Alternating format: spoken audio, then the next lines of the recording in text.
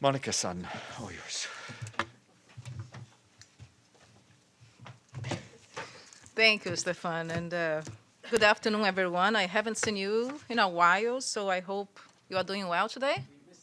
Yeah, likewise, likewise. I'm telling you.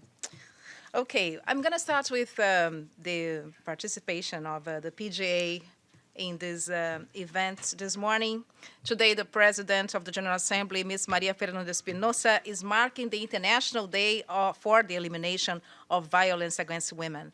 The actual day, as we know, which is observed on 25th of November, will fall on a Sunday when the world starts 16 days of activism to end violence against women and girls everywhere.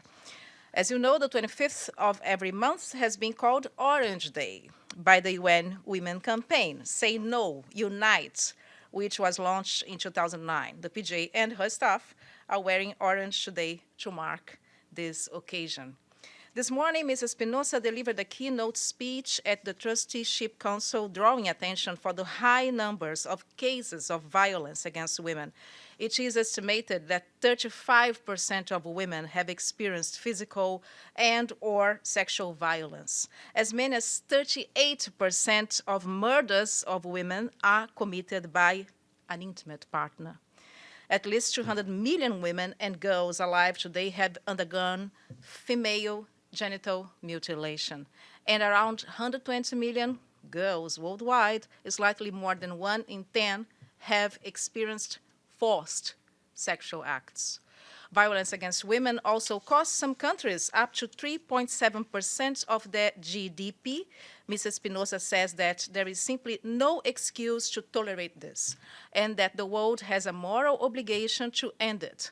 The PGA reminded all that member states committed to eliminating all forms of violence against all women and girls throughout the Agenda 2030 on sustainable development.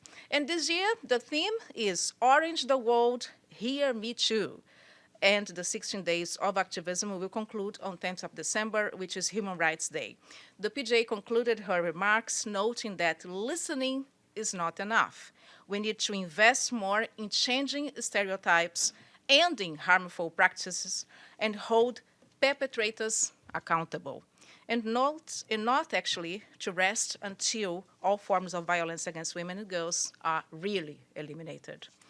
And the PGA started her day talking to participants of the 8th Global Forum on the UN Alliance of Civilizations. She joined the UN representative for the Alliance of Civilization, the Secretary General, and representatives from Spain, Qatar, and Turkey for the event here in New York. Ms. Espinosa highlighted that her 7 priorities coincide with the Alliance's goal to promote more peaceful and diverse societies. This includes youth, peace and security, which advocates engaging young people actually in the decision-making processes, and to listen to them as we seek innovative solutions for common problems.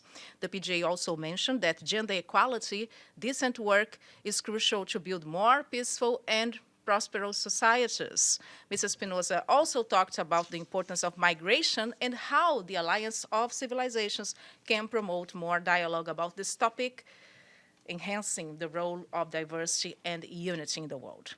And as we speak, she's meeting and greeting women advocates at her office. She will take part in the luncheon on gender equality and women's empowerment here at headquarters. Later, she will have separate meetings with the ambassadors of Poland, Mexico, and Switzerland in her office. And save the dates. So on Wednesday at 11 o'clock, can anyone tell me what's going to happen here? 11 o'clock? No idea? Okay. A press conference, well done. Thank you very much, Linda, you saved us.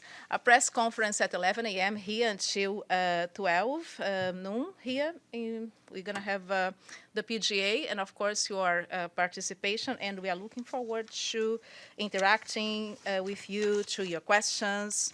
And that is all from us. Thank you for bearing with us. Now I can take your questions. Hamid, and afterwards, Masoud. Thank you. Does the PGA consider occupation, foreign domination, colonialism, and external oppression as a form of violence against women? The PGA is very clear that no forms of violence against women and girls, but not a single one is tolerated. So I will leave your analysis to yourself. But every single time, a woman or a girl is a victim of violence or suffers violence of any kind. And we just saw here that most of these cases come from intimate partners, by the way. We should not forget that. It's a case for the PGA that she defends very clearly that is not at all acceptable. And we should all engage against this. Yes. So comparing intimate partner violence to foreign occupation, it should be put in perspective when you have in Iraq 1 million widows because of foreign occupation. So how can you not mention like this foreign occupation, foreign domination, foreign intervention as one of the main sources of violence against women?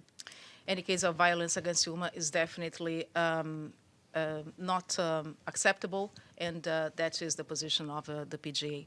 And by the way, since we're talking about women, or a woman in specific here, Linda, I have the answer. I mean, I have what you asked me for.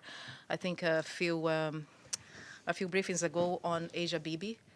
The PGA is following this case, and she respects the decision of the court in Pakistan, which acquitted Ms. Bibi, as we know. But Ms. Espinosa believes that it's very important now to safeguard the physical integrity of Ms. Bibi, that she has her rights protected after being acquitted by the court. So Ms. Bibi must be protected. This is the statement by the PGA in reply to your question. Masood, you have a question. I just had a question. I mean, was she holding a press conference on Wednesday? Wednesday, 11 a.m. Yes, one day before that's Thanksgiving. The thing, because I was traveling to Boston. No, to see myself for the Thanksgiving. No, I was saying. You can participate yeah. remotely. Yes. Anyway, I wanted to ask you, ask the PGA about the negotiations on Security Council. Mm-hmm. Security Council resolution, the negotiations have been going on almost 20 years, and they are never ending. So where does it you see it standing now? Where are the negotiations now? Is there going to be any movement at all? This is one of the topics of her in her agenda, as we talked before. So she's having meetings with representatives in this House. I think we're going to hear more about it. And I really regret that you're not going to be here on Wednesday at 11 a.m. to ask this question yourself. So leave somebody there to do your job or connect on the internet. I do my best, but it seems that way. That's the reason why I felt so, that I should be there, but Yeah. unfortunately. But Well, anyway. we're gonna look. She will have these press conferences more often, and I think definitely you get the chance to ask yourself. Thank you. Yes. No. Thank you. Thanks, Monica. My question goes back to the PGA her speech today about saying, I think you said that 1 in 10 women around the world are subject to forced sexual contact. I was wondering if the numbers in terms of regions are available, in terms of what the rates are in different regions. Yeah, I'm sure on the UN Women website we get all this breakdown. Definitely. Okay. Anyone else? Evelyn. And congratulations on the Dag Hammarskjöld Fellowship. Great job. They have now left. Great job. Great job. Her speech with all the statistics, does that come from UN Women, or do you have a copy of that speech, or what? Yes, we do actually. It's on the internet. So other colleagues from other agencies have asked, and it is on the internet. So there is the source as well. Where on the internet? On the PGA website. Okay. Yeah, un.org/PGA/73. Yes, we have everything there.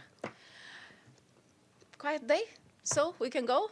Good. I see you tomorrow and on Wednesday at 11 a.m. And then, of course, won't have any briefing after the PGA spoke. Thank you very much. Lovely to see you again. Thank you. Have a good afternoon.